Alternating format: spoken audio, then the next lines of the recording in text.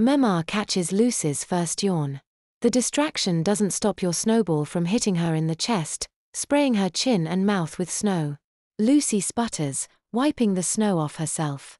That doesn't count, she declares. I was yawning. Mema is hiding her laugh behind her hand as she walks over.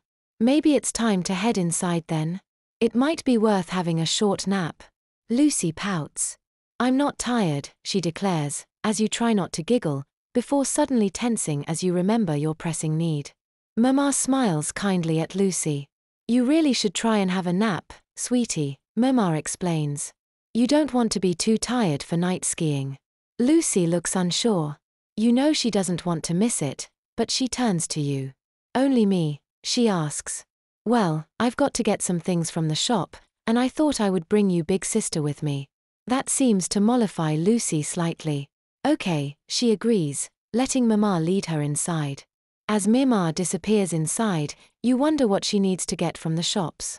You know it's not dinner stuff, but don't come up with any ideas before being rudely reminded about the waiting mess as you felt your insides move slightly. You knew you really should just go, but then you would need to be changed. Lucy was upstairs and would surely notice you in your messy nappy, but perhaps Mema could take you to a change room? You're not sure, but it's beginning to get uncomfortable. It strangely occurred to you that this nappy was almost clean. You'd only wet it a little bit, and soon you would need to mess it.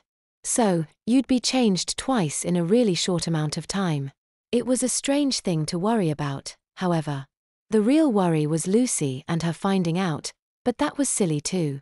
You couldn't actually imagine Lucy being mean about it, but even then, you still worried. But still, you did need to go.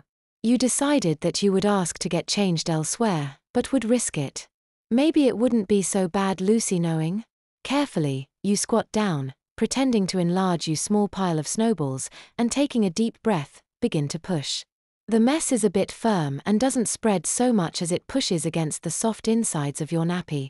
At the same time, you're suddenly peeing, wetting your nappy. It seems to swell as your mess spreads. You're about to push again when you realize someone is approaching.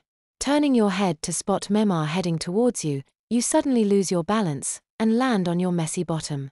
The mess suddenly squishes and your eyes start to water. All done, sweetie? Blinking up at Mema with wet eyes, she notices your distress before pulling you into a hug. You shake your head. "And not done," you say, your words muffled by Mema's jacket. It's uncomfortable as more mess is still trying to leave you. Mema separates from you, looking at you with a small, kind smile, before pulling you to your feet. Unsure what Mema is doing, you waddle awkwardly as she leads you to a bench. Mema brushes the snow off before taking a seat.